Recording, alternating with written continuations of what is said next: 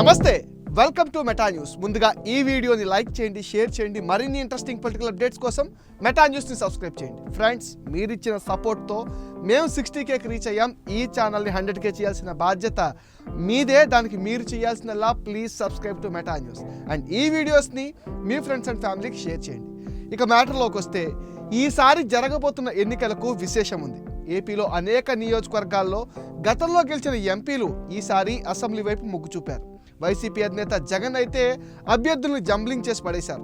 Visakha sitting MP MBV Satyanarayana Lok Sabha ఎన్నికలకు సుముఖంగా లేకపోవడంతో ఆయనను అసెంబ్లీ నియోజకవర్గానికి ఎంపిక చేశారు. విశాఖ తూర్పు నియోజకవర్గం నుంచి ఎంపీ ఎంబీవీ సత్యనారాయణ వైసీపీ తరఫున పోటీ చేస్తుండగా, టీడీపీ తరఫున సీనియర్ ఎమ్మెల్యే వెలగపూడి రామకృష్ణబాబు పోటీలో ఉన్నారు. ప్రభుత్వ వ్యతిరేకత ఈసారి కూటమి అభ్యర్థికి ప్లస్ అవుతుందని అంటున్నారు. విశాఖ తూర్పు స్థానానికి జరిగిన తొలి శాసనసభ ఎన్నికల్లో టీడీపీ నుంచి పోటీ చేసిన వెలగపూడి రామకృష్ణబాబు 44,233 ఓట్లు సాధించారు. వెలగపూడి రామకృష్ణబాబు తన ప్రత్యర్థి ప్రజారాజ్యం పార్టీ అభ్యర్థి చనిపోయిన శ్రీనివాస్ పైన 4,031 ఓట్ల ఆధిక్యత సాధించారు. రెండోసారి 2014 జరిగిన ఎన్నికల్లో వెలగపూడికి 1,624 ఓట్లు లభించాయి. సమీప వైసీపీ అభ్యర్థి చనిపోయిన శ్రీనివాస్ పైన 47,883 ఓట్ల మెజార్టీతో గెలుపొందారు. మూడోసారి 2019 ఎన్నికల్లో రాష్ట్ర వ్యాప్తంగా వైసీపీ గాలి వీచినా విశాఖ తూర్పులో మాత్రం తెలుగుదేశం హ్యాట్రిక్ విజయం సాధించింది. వెలగపూడి మూడోసారి ఎమ్మెల్యేగా ఎన్నికయ్యారు.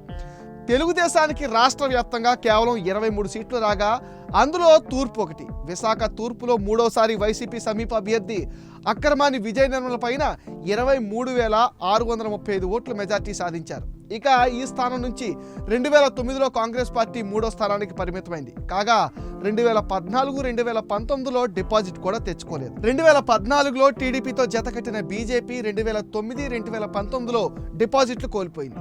విశాఖ తూర్పులో మేధావులు, విద్యావంతులు అధికంగా ఉన్నారు. ఈ నియోజకవర్గంలో ఉత్తరాంధ్ర నుంచి వచ్చిన వలస ప్రజలు, భవన నిర్మాణ కార్మికులు అత్యధిక శాతం మంది ఇక్కడే జీవిస్తున్నారు.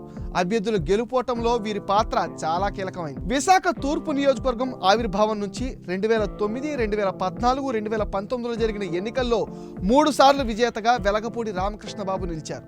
నియోజకవర్గం ఏర్పాటుతోనే వెలగపూడి విజేతగా బోణీ కొట్టారు. 4వసారి జరుగుతున్న ఈ ఎన్నికల్లో కూటమి తరపున పోటీలో దిగి మరోసారి సత్తా చాటాలని వెలగపూడి ప్రయత్నిస్తుండగా, వైసీపీ నుంచి ఎంబీవీ సత్యనారాయణ పోటీ చేస్తున్నారు. ఈసారి టీడీపీ అభ్యర్థి వెలగపూడి, వైసీపీ అభ్యర్థి ఎంబీవీ ఇద్దరు ఒకే సామాజిక వర్గానికి చెందినవారు కావటం విశేషం.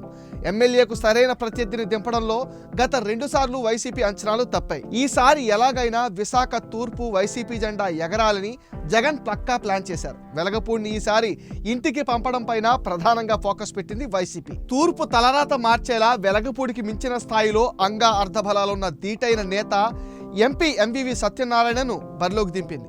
ఆర్థికంగా తిరుగులేని ఎంపీ ఎంబీవీ అయితేనే టీడీపీ హవాకు బ్రేకులు వేయగలమని భావించింది వైసీపీ. అంతేకాదు, ఎంపీ ఎంబీవీ కూడా ఎమ్మెల్యేగా పనిచేయాలని ఎప్పటి నుంచో కోరుకుంటున్నారు.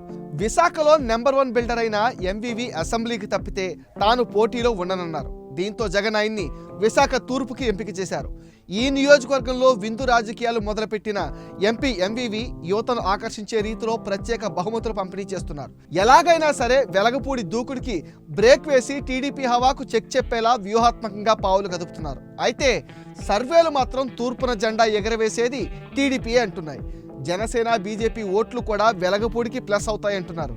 ఇది మెటా న్యూస్ అప్డేట్. ఈ వీడియోని తప్పకుండా లైక్ చేయండి, షేర్ చేయండి అండ్ ఈ వీడియో పైన మీ విలువైన ఒపీనియన్ని కామెంట్ సెక్షన్లో పోస్ట్ చేయండి. మీరిచ్చే కామెంట్స్తో మరిన్ని ఇంట్రెస్టింగ్ వీడియోలు మీకు అందిస్తాం. మీరు చేయాల్సిందల్లా please subscribe to Meta News and ఈ వీడియోస్ని మీ ఫ్రెండ్స్ అండ్ ఫ్యామిలీకి షేర్ చేయండి.